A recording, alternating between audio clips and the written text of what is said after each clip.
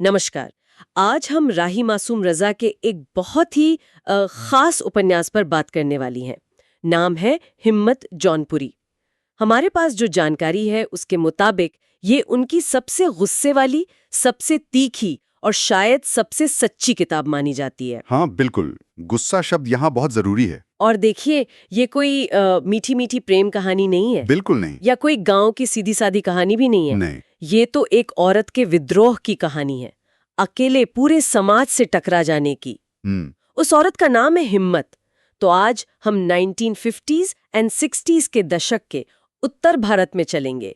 जौनपुर के एक मोहल्ले की इस कहानी की परतों को खोलेंगे। और हमारा मकसद सिर्फ कहानी सुनाना नहीं है। नहीं, बिल्कुल नहीं। हमारा मकसद है हिम्मत के सफर को समझना, उसके संघर्ष, उसकी मोहब्बत और आखिर में उसकी जो बेमिसाल बहादुरी है उसको जानना। तो चलिए शुरू करते हैं। हाँ। तो सबसे पहले ये समझना जरूरी है कि ये हिम्मत है कौन, उसकी दुनिया कैसी है, कहाँ से आती है वो। हिम्मत की दुनिया बहुत छोटी और बहुत मुश्किलों से भरी हुई है।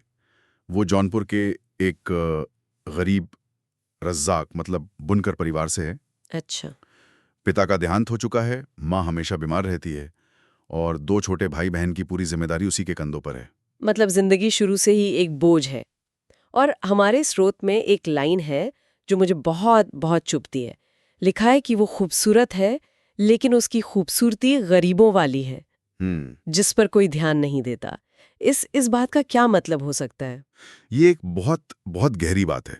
इसका मतलब है कि समाज में सिर्फ इंसान की नहीं बल्कि उसकी सुंदरता की भी एक हैसियत होती है, एक क्लास होती है। अच्छा। गरीबों वाली खूबसूरती का मतलब है वो खूबसूरती जो लाचारी और मेहनत के बोझ तले दबी हुई है, जिस पर महंगे कपड़ों या गहनों की चमक नहीं है। ये वो खूबसूरती है जिसे समाज देखता तो है पर महत्व नहीं देता, क्योंकि उसके पीछे कोई सामाजिक या आर्थिक ताकत नहीं है। सही बात है। उसकी पहचान उसकी गरीबी से इतनी जुड़ गई है कि उसकी सुंदरता भी उसी दायरे में कैद है। बिल्कुल। और शायद इसी गरीबी का, इसी लाचारी का फायदा उठाकर समाज उस पर अपना पहला वार करता है। कहानी में मोड़ यहीं से आता है ना, जब उसकी शादी तय कर दी जाती है। हाँ, एक बूढ़े 3 बच्चों वाले विधुर से। और जाहिर है वो मना कर देती है। हाँ, लेकिन उसका मना करना कोई आम इनकार नहीं है। उसकी माँ जब उससे कहती है तेरी उम्र निकली जा रही है, कौन लेगा तुझे, तो उसका जवाब वो इस उपन्यास का सार एक तरह से। क्या कहती है वो? वो कहती है मैं किसी को नहीं लूंगी, मैं खुद को बेचूंगी नहीं। वाह, मैं खुद को बेचूंगी नहीं। मतलब उसने इस रिश्ते को शादी नहीं, एक सौदा माना। एक सौदा, एक ऐसा सौदा जिसमें वो एक वस्तु थी। बिल्कुल। और यहीं से उसके विद्रोह की शुरुआत होती है। उसने सिर्फ एक बूढ़े आदमी से शादी करने से मना नहीं किया, उसने इस पूरी व्यवस्था को चुनौती दी जो औरत को एक संपत्ति समझती है। लेकिन उसकी आवाज दबा दी जाती है, शादी तो हो ही जाती है उसकी मर्जी के खिलाफ। हाँ, पर हिम्मत वहां टिकती नहीं है। सिर्फ 3 दिन। सिर्फ 3 दिन। पहली रात सास ननद के ताने, शौहर की मार पिटाई, और वो उस घर से भागकर वापस आ जाती है और तलाक ले लेती है। 1950 के दशक में एक गरीब मुस्लिम लड़की का ऐसा करना, ये तो किसी धमाके जैसा रहा होगा उस मोहल्ले के लिए। धमाके से भी ज्यादा ये एक सामाजिक अपराध माना गया होगा। एक गरीब तलाकशुदा औरत होना उस दौर में एक कलंक था। हमारे स्रोत में मोहल्ले वालों की प्रतिक्रिया का जिक्र है। लड़की ने नाक कटवा दी। नाक कटवा दी। हाँ, और ये नाक किसी एक इंसान की नहीं थी, बल्कि पूरे मोहल्ले की, पूरे समाज के सम्मान की थी। उसने सिर्फ एक शादी नहीं तोड़ी थी, उसने समाज के बनाए हुए अलिखित नियमों को तोड़ा था।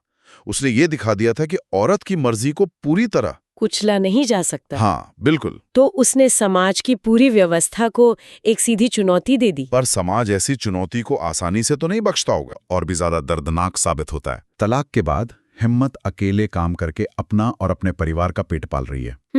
तभी उसकी जिंदगी में अब्दुल बारी आता है। पढ़ा लिखा, शरीफ, क्रांतिकारी विचारों वाला नौजवान, कम्युनिस्ट पार्टी से भी जुड़ा है। यानी वो हर बात में उस दुनिया का ठीक उल्टा है जिससे हिम्मत लड़कर आई है। बिल्कुल। एक तरफ पुरानी दकियानुसी सोच और दूसरी तरफ ये नया प्रगतिशील लड़का। और दोनों में मोहब्बत हो जाती है। सच्ची मोहब्बत। अब्दुल उससे निकाह का वादा भी करता है। हिम्मत को पहली बार लगता है कि उसे कोई समझने वाला, कोई सहारा मिला है। लेकिन यहाँ भी एक पेंच है। हाँ, यहीं पर आई साहब कहानी में एक और परत जोड़ते हैं। वो दिखाते हैं कि खतरा सिर्फ पुरानी सोच से नहीं है।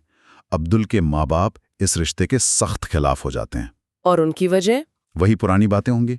वही पुरानी सड़ी गली बातें, वो तलाकशुदा है, गरीब है, उसका कोई खानदान नहीं। मुझे जो बात सबसे ज्यादा चौंकाती है वो अब्दुल का बर्ताव है।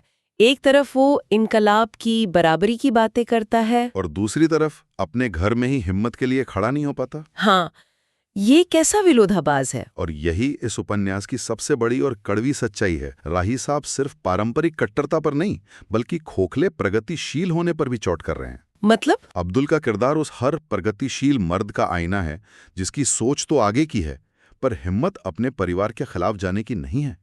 वो दुनिया बदलना चाहता है, लेकिन अपने घर के नियम नहीं बदल सकता। तो क्या उसकी विचारधारा सिर्फ एक दिखावा है, एक बौद्धिक फैशन? एक तरह से हाँ। उसकी विचारधारा उसके अंदर तक नहीं उतरी है। जब सामाजिक दबाव और पारिवारिक सम्मान की बात आती है तो उसके सारे क्रांतिकारी विचार हवा हो जाते हैं। और वो हिम्मत से शादी टालता रहता है, बहाने बनाता है, और हिम्मत इंतजार करती रहती है। और फिर एक दिन उसे पता चलता है कि अब्दुल की सगाई कहीं और तय हो गई है, बिना उससे बताए। हाँ। ये धोखा तो शायद उसकी टूटी हुई शादी से भी बड़ा होगा। बहुत बड़ा, क्योंकि पहला झटका उस व्यवस्था से मिला था जिससे उसे कोई उम्मीद ही नहीं थी। लेकिन ये दूसरा झटका एक ऐसे इंसान से मिला जिस पर उसने भरोसा किया था, जिसे उसने अपना भविष्य माना था। हाँ। पर हिम्मत यहां भी टूटती नहीं है। वो जो करती है वो कमाल है। हाँ, वो अब्दुल के घर जाती है, लेकिन वो वहां भीख मांगने या रोने धोने नहीं जाती। नहीं, वो सीधे उसकी होने वाली बीवी के सामने जाके खड़ी हो जाती है, और जो कहती है वो सुनने लायक है। वो कहती है, ये लड़का मेरा था, मैंने इसे अपना जिस्म, अपना दिल, अपनी जिंदगी सौंप दी थी। अब तुम इसे ले लो, मगर याद रखना यह कभी तुम्हारा नहीं होगा। ये दृश्य हिम्मत के किरदार का शिखर है। वो अपने आत्मसम्मान को बचा रही है। हाँ, वो ये नहीं कह रही कि मेरा प्यार मुझे लौटा दो। वो कह रही है ये रिश्ता सच्चा था, मेरा प्यार सच्चा था, और इस लड़के ने धोखा दिया है। वो उस धोखे पर अपनी सच्चाई की मुहर लगाकर वहां से निकलती है। बिल्कुल। वो उस लड़की की आंखों में ये सच डालकर आ रही है कि तुम एक ऐसे आदमी से शादी कर रही हो जो किसी और का था और हमेशा रहेगा। इस एक पल में वो हार कर भी जीत जाती है। तो उसने पारंपरिक शादी को भी ठुकरा दिया, और तथाकथित आधुनिक प्रेम ने भी उसे धोखा दे दिया। अब उसके लिए क्या बचता है? अब बचता है समाज का तीसरा और सबसे बेरहम हमला। एक ऐसा हमला जिसमें पूरा मोहल्ला, पूरा शहर एक हो जाता है। कोई उसे किराए पर घर नहीं देता। जहां वो काम करती थी वहां से उसे निकलवा दिया जाता है। लोग उसे खुलेआम रंडी कहकर बदनाम करते हैं। उसे सामाजिक और आर्थिक रूप से पूरी तरह खत्म करने की कोशिश की जाती है। और ये हमला सिर्फ उस तक नहीं रुकता, इसका असर उसके परिवार पर पड़ता है। उसके भाई को स्कूल से निकाल दिया जाता है, सिर्फ इसलिए क्योंकि उसकी बहन बदचलन है। जिल्लत में रो रो कर मर जाती है। ये शायद कहानी का सबसे क्रूर हिस्सा है। हाँ, समाज ने उसे सजा देने के लिए उसके सबसे करीबी इंसानों को ही उससे छीन लिया। ये एक सोची समझी रणनीति है। क्या संदेश दे रहा है समाज? समाज ये संदेश दे रहा है कि अगर कोई औरत हमारे नियमों को तोड़ेगी तो हम सिर्फ उसे नहीं बल्कि उसके पूरे वजूद को, उसके परिवार को मिटा देंगे, उसे पूरी तरह अकेला कर देंगे। और समाज इसमें लगभग कामयाब हो भी जाता है। अब हिम्मत के पास जौनपुर में कुछ नहीं बचता। लेकिन वो फिर भी हार नहीं मानती। वो जौनपुर छोड़ देती है और लखनऊ चली जाती है, एक नई शुरुआत के लिए। और लखनऊ में हिम्मत का एक नया जन्म होता है। ये हिम्मत का रूपांतरण है। वहां वो एक फैक्ट्री में मजदूरी करने लगती है। अच्छा। और ट्रेड यूनियन से जुड़ जाती है। वो अपने जैसी दूसरी मजदूर औरतों के हक के लिए लड़ना शुरू कर देती है। वो लड़कियों को पढ़ाना शुरू करती है। मतलब उसका जो व्यक्तिगत विद्रोह था, जी, अब वो एक सामूहिक लड़ाई बन जाता है। बिल्कुल। उसने जो दर्द और गुस्सा सहा था, अब वो उसे एक ताकत में बदल देती है। वो समझ जाती है कि उसकी लड़ाई अकेली नहीं है। उसके जैसी हजारों औरतें हैं जो चुपचाप सब कुछ सह रही हैं। धीरे धीरे वो उन दबी कुचली औरतों की आवाज उनकी लीडर बन जाती है। और फिर कहानी अपने अंत की तरफ बढ़ती है, जो उतना ही शक्तिशाली है जितनी हिम्मत की पूरी जिंदगी। हाँ, एक दिन खबर आती है कि जौनपुर में दंगा हो गया है। और भीड़ का निशाना कौन है? हिम्मत। लोग उसे मारने के लिए ढूंढ रहे हैं। और ये सुनकर वो भागती नहीं है? नहीं, वो लखनऊ से वापस जौनपुर आती है। वो जानती है कि मौत उसका इंतजार कर रही है, लेकिन वो सामना करने आती है। उसकी लड़ाई जौनपुर में शुरू हुई थी, और वो उसे वहीं खत्म करना चाहती है। और फिर वो आखिरी सीन आता है।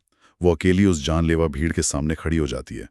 एक पत्थर उसके सिर पर लगता है, खून बहने लगता है, लेकिन वो गिरती नहीं। नहीं, वो गिरती नहीं है, वो हंसती है और जोर से चिल्लाती है, मारो। मगर याद रखो, हिम्मत मरती नहीं, हिम्मत पैदा होती है। और यहीं पर किताब खत्म हो जाती है। ये अंत, ये तो एक ऐलान है। हाँ, ये अंत बहुत ही प्रतीकात्मक है। राही साहब यहाँ कह रहे हैं कि आप इंसान को मार सकते हैं, लेकिन उसके विचार को, उसकी हिम्मत को नहीं मार सकते। उसका नाम ही हिम्मत है। हाँ, यानी साहस। उसकी शारीरिक मौत एक विचार का जन्म है। उसकी मौत एक अंत नहीं, बल्कि एक नई शुरुआत का ऐलान है। ये एक बीज है जो दूसरी औरतों के दिलों में हिम्मत पैदा करेगा। तो ये थी हिम्मत जौनपुरी की कहानी। जैसा हमारे स्रोत बताते हैं, राही साहब ने ये किताब अपने पूरे गुस्से से लिखी है। ऐसा लगता है जैसे कोई औरत खुद अपने खून से अपना नाम लिख रही हो। हाँ, ये उनकी कम पढ़ी गई किताब हो सकती है, लेकिन शायद उनकी सबसे जरूरी किताबों में से एक है। हाँ, ये बात तो है। लेकिन मैं इसमें एक और चीज जोड़ना चाहूंगा। इसका संदेश आज भी उतना ही या शायद उससे भी ज्यादा प्रासंगिक है। कैसे? स्रोत के शब्दों में ही कहें तो हिम्मत अभी भी जिंदा है, हर उस औरत के सीने में जो बस कहना बंद कर देती है। ये बस शब्द बहुत महत्वपूर्ण है। ये सिर्फ एक शब्द नहीं, बल्कि एक फैसला है। ये उस पल का प्रतीक है जब कोई इंसान और जुल्म सहने से इनकार कर देता है। और शायद हिम्मत की कहानी यही बताती है कि उस बस कहने की कीमत क्या हो सकती है। सही कहा। और इसी बात पर मैं हमारे सुनने वालों के लिए एक सवाल छोड़ना चाहता हूँ। जरूर। उपन्यास का अंत हिम्मत को एक हिंसक भीड़ के सामने शहीद होते हुए दिखाता है और कहता है कि इससे हिम्मत पैदा होती है। ये हमें सोचने पर मजबूर करता है, क्या सच्चा और बड़ा बदलाव हमेशा इतने बड़े हिंसक बलिदान की मांग करता है? या फिर हिम्मत रोजमर्रा की जिंदगी में, अपने घर में, अपने काम की जगह पर किए गए छोटे छोटे विद्रोहों से भी पैदा हो सकती है?